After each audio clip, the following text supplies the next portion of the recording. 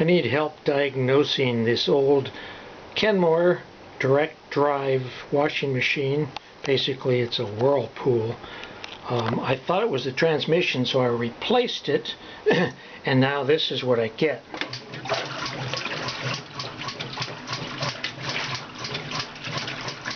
There's a loud ticking noise, as you may hear. That's a regular agitation. Here is high.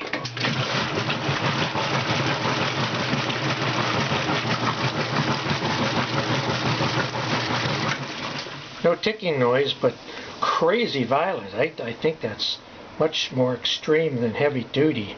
That would tear clothes to pieces. So here again is the regular agitation and the noise.